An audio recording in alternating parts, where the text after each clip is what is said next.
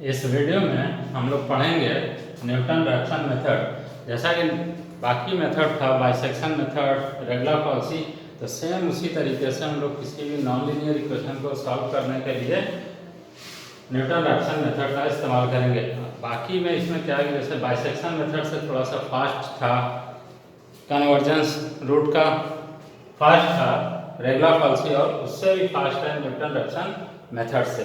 तो बाकी में क्या था, इसमें क्या है डिफरेंस ये है कि इसमें उन्हीं फंक्शन का हम लोग निकालेंगे, उन्हीं इक्वेशन का जिसका डेरिवेटिव इजीली से हम लोग कैलकुलेट कर सकते हैं। डेरिवेटिव मतलब कि उसका डिफरेंशिएशन जिसका हम आसानी से निकाल सकें, उसी को हम लोग इसके अंदर कैलकुलेट करते हैं। तो एक तरह से ये लिख देते हैं, when the derivative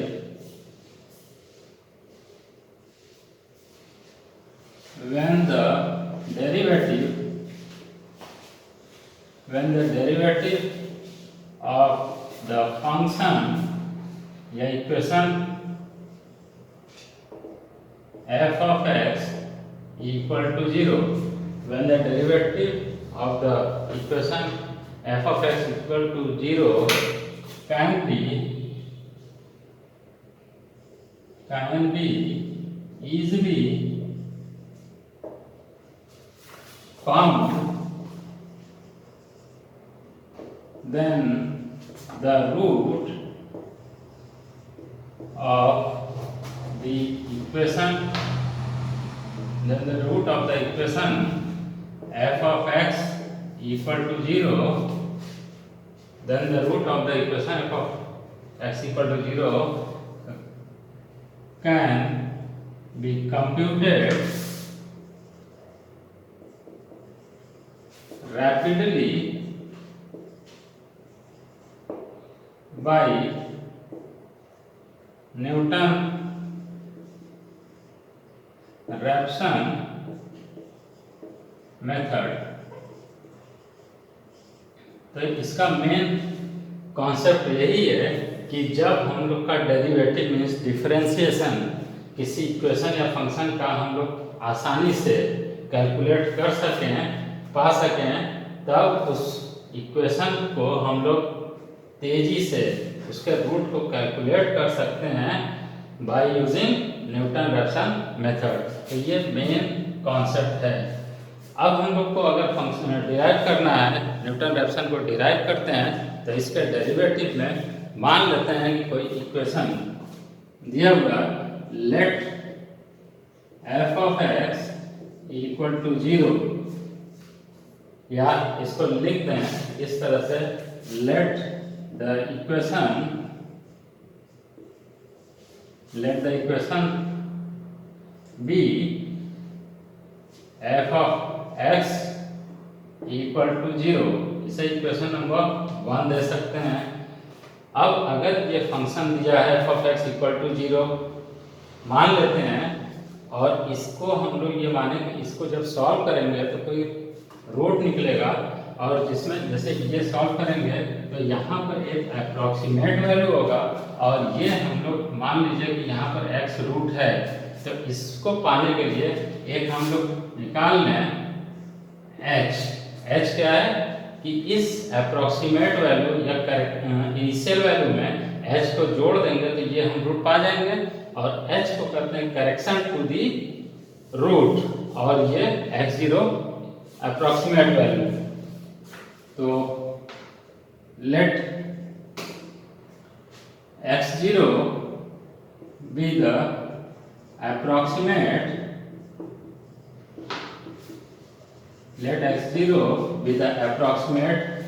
value and h be the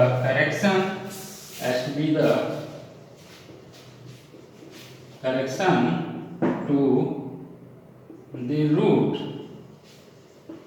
then x equal to x0 plus h equation suppose to.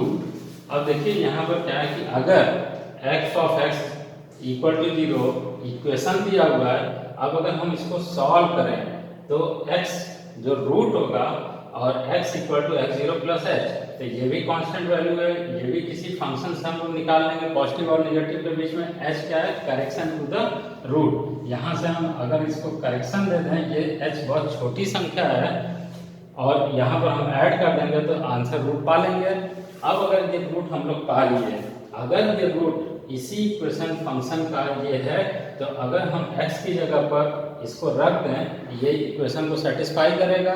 हमेशा से ये हम लोग करते हैं कि कोई भी इक्वेशन को, नॉन लीनियर इक्वेशन को सॉल्व करते हैं, तो अगर जो रूट आया है उस x की जगह पर पुट कर दें तो वो यहाँ पर सेटिस्फाई कर देता है, अगर ये इसका रूट है तो इसलिए हम इसको पुट करेंगे इसमें।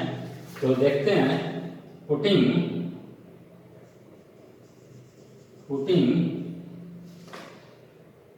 x equal to x0 plus h in equation number 1 we have, तो ये यहाँ पुट कर दीजिए तो आएगा f of x0 plus h equal to 0, ये आ जाएगा। अब यहाँ से अगर ये रूट है इसका, तो ये निश्चित है कि सेटिस्फाई करेगा, तो वहाँ पर हम लोगों ने पुट कर दिया। अब जब पुट कर दिए तो इसे हम देखा होगा कि टेलर सीरीज होता है, तो टेलर सीरीज से इसे हम एक्सपैंड कर देंगे। अब इसको एक्सपैंड करके h निकालेंगे, कारण ये कि रूट ये है h0 तो हम इक्वेशन से पा लेंगे, लेकिन h हम लोग नहीं पा पाएंगे क्योंकि इक्वेशन से कोई भी सिस्टम नहीं है कि निकाल लें। तो हम लोग h की वैल्यू निकाल के इसमें पुट कर देंगे, तो ये हम आसानी से कैलकुलेट कर लेंगे। तो यहाँ से एक्सपैंडिंग इट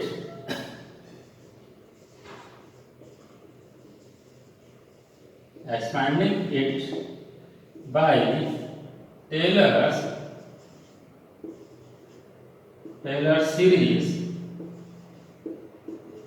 वी गेट, तो टेलर सीरीज से हम लोग एक्सपैंड कर देंगे इस इक्वेशन को, तो हम लोग को मिलेगा ये, यहाँ से टेलर सीरीज से एक्सपैंड करेंगे तो ये आ जाएगा f of x0 plus h upon factorial 1 f dash x0 plus h square upon factorial 2 f double dash x0 plus इस तरह से इक्वल टू 0।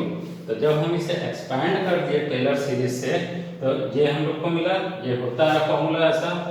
तो इसको f of x0 h upon factorial 1 f dash x0 फिर h square upon factorial 2 f double dash फिर h cube upon factorial 3 f triple dash x0 ऐसे होगा। तो हम लोग यहाँ पर ये देखते हैं कि h बहुत छोटी संख्या है, h इज वेरी स्मॉल, और उसका स्क्वायर क्यूब पावर 4 करेंगे तो वो और छोटी संख्या होती चली जाएगी। तो इसलिए h बहुत छोटी संख्या होने के साथ साथ हम उसको नेग्लेक्ट कर देंगे, तो नेग्लेक्ट कर देंगे और वहाँ से हम लोग कैलकुलेट करके सिंप्लीफाई करके h को निकाल लेते हैं। तो अब हम लोग यहाँ से देखते हैं, इसे मिटा दें यहाँ तक।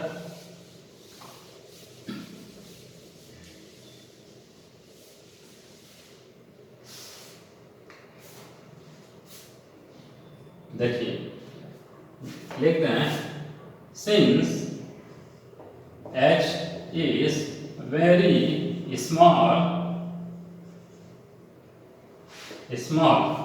so neglecting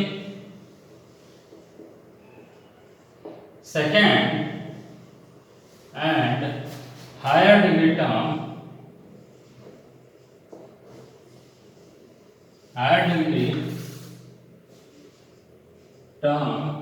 in h we have, तो सेकेंड और higher degree term of h को हम लोग नेग्लेक्ट कर दें, तो यहाँ से देख सकते हैं कि ये वाला 0 हो जाएगा, इट मीन्स ये हम लोग का 0 हो जाएगा। h अगर नेग्लेक्ट कर देंगे 0 तो ये सभी को 0 हो जाएगा, तो ये बचेगा इक्वल टू 0। तो f of x0 plus h upon factorial 1 f dash x0 equal to 0। तो देख सकते हैं कि इतना इक्वल टू 0 ये मिलेगा। अब यहाँ से हम लोग सिंप्लीफाई करके h को निकाल लेंगे। तो ये देख रहे हैं कि यहीं से सिंप्लीफाई कर दीजिए तो h इक्वल टू ये उधर चला जाएगा minus f of x zero upon ये वाला इधर आ जाएगा, वन का मतलब वन ही होगा, तो ये एफ डैश एक्स जीरो, तो ये हम लोग को मिला कि h equal to minus f of x zero upon f dash x zero. तो अब देखिए ये हम लोग का इस फंक्शन से पा लेंगे, अगर जो फंक्शन दिया होगा उसका डिफरेंशिएट करके ये हम लोग पा लेंगे, तो इस इक्वेशन से हम लोग पा लेंगे। तो इसमें हम लोग h की वैल्यू 2 में रख दें, putting the value of h in equation number 2 we get, तो 2 में रख दें तो यहां से देखिए putting the value of h in equation number 2 we get the first approximation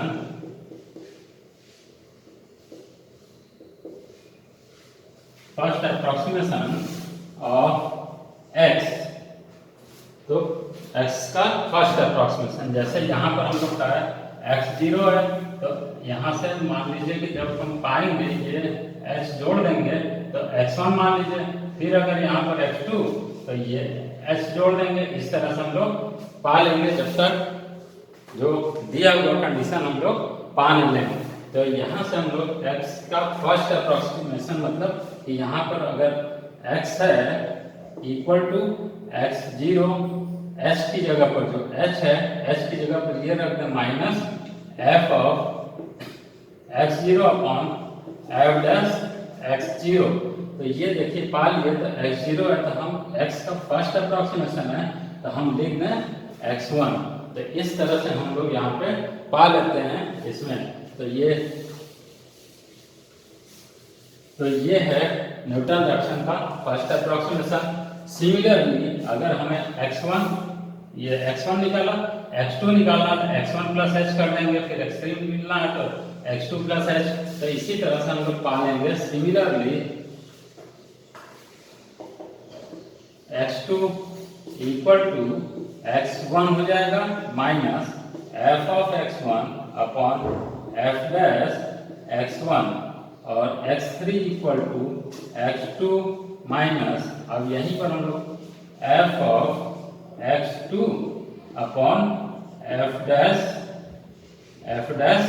x2, फिर अप टू एन टर्म, तो x n plus 1 equal to xn minus f of xn upon f dash xn। तो ये होगा general formula, ये general formula होगा। इन general हम लोग इसको लिख सकते हैं कि ये जनरल इक्वेशन होगा। तो अब यही है the above formula is known as Newton Raphson formula. तो अब यहाँ पर देख सकते हैं कि ये जो जनरल फॉर्मूला है, या ये भी फॉर्मूला है, ये भी x1 के लिए, x2 के लिए, x3 का, ये हम जनरल निकाल दिए हैं, तो इसे हम लोग कहेंगे general formula. The formula is known the formula, ये इसको कहेंगे न्यूटन रैप्सन फॉर्मूला, या सिंपली हम लोग न्यूटन्स फॉर्मूला भी कहते हैं फॉर नॉन लीनियर इक्वेशन। तो इस तरह से हम लोग सॉल्व करते हैं, डिराइव करते हैं इस फंक्शन को। तो इसमें क्या करते हैं कि शुरू में एफ ऑफ एक्स ले लेते हैं, उसका जो रूट होता है उसको एज्यूम कर लेते हैं, पुट कर देते हैं, टेलर सीरीज से एक्सपेंड करके हम लोग फाइनली इस फार्मूले को पा लेते हैं। तो ये है न्यूटन रैप्सन फार्मूला जो आपके सामने है। अब इसी में हम लोग एक क्वेश्चन सॉल्व कर लेते हैं, और क्वेश्चन को देखिए, ये जनरल फार्मूला ध्यान रखेंगे तो जल्दी होगा, अदरवाइज बार बार निकालना होगा। तो इस फार्मूले के थ्रू हम लोग निकाल लेंगे। तो देखिए किस तरह से हम लोग सॉल्व करते हैं।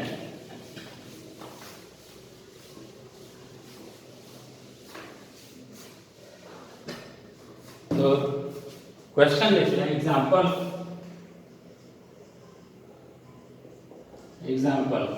एग्जाम्पल है by using Newton Raphson method, by using Newton Raphson method, by using Newton Raphson method, find the root of the equation, find the root of the equation x power 4 minus x minus 10 equal to 0. तो x power 4 minus x minus 10 equal to 0, correct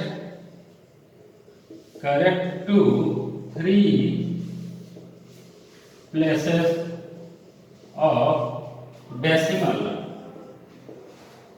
correct to 3 places of decimal.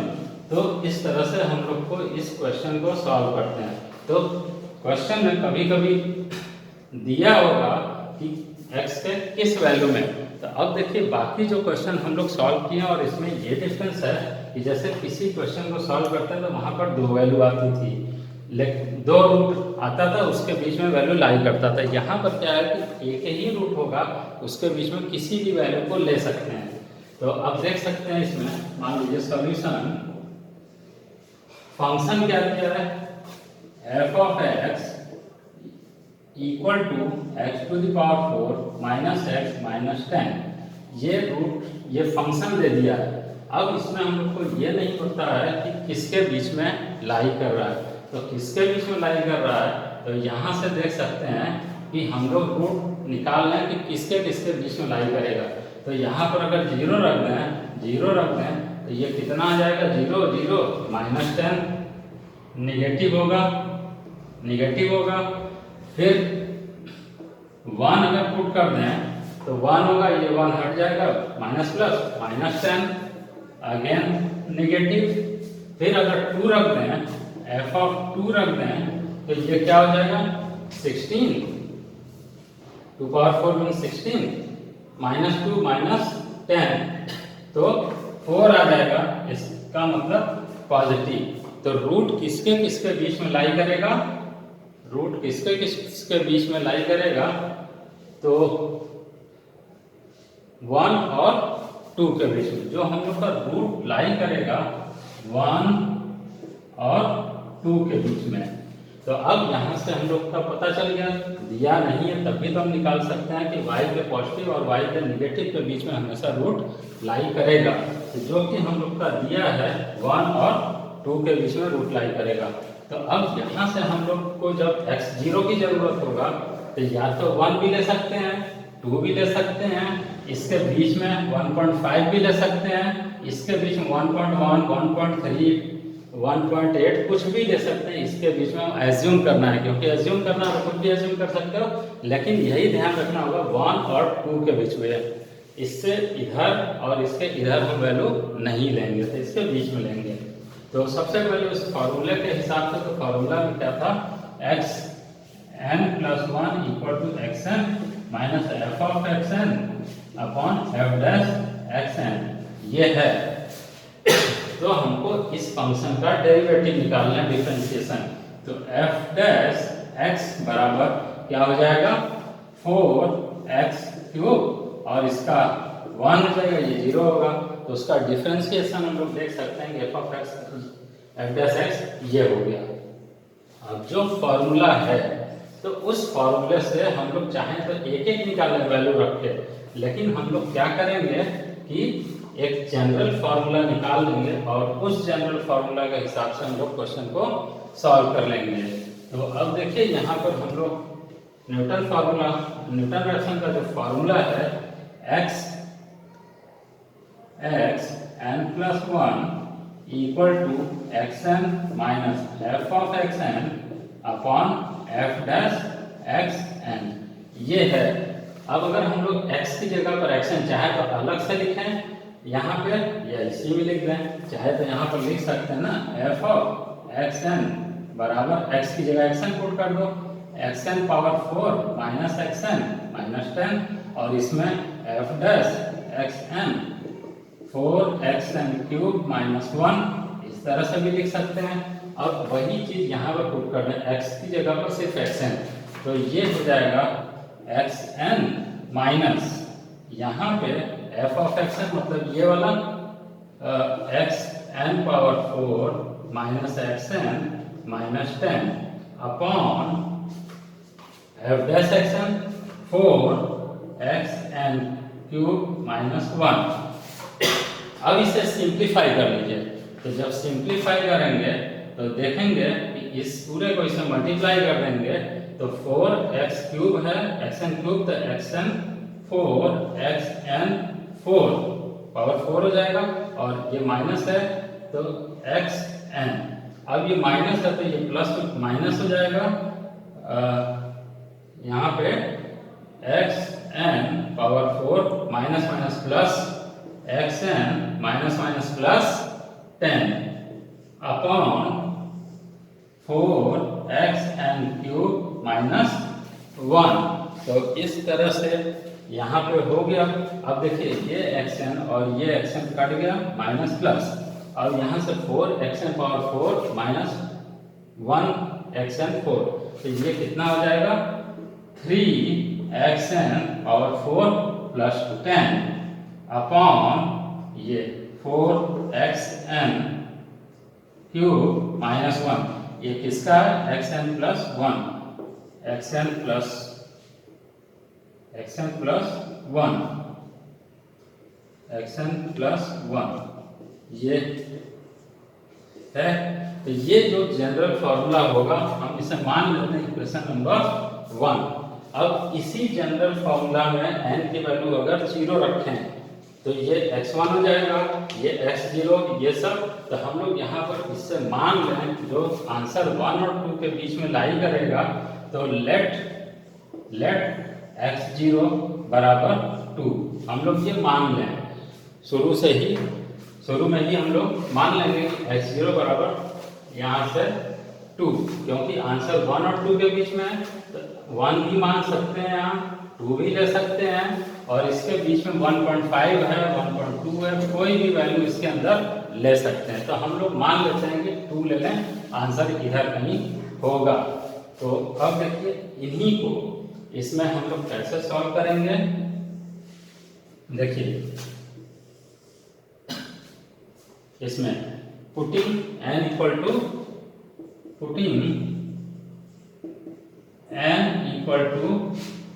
0 and n equal to 0 put कर देंगे तो यहाँ भी आ जाएगा 0 and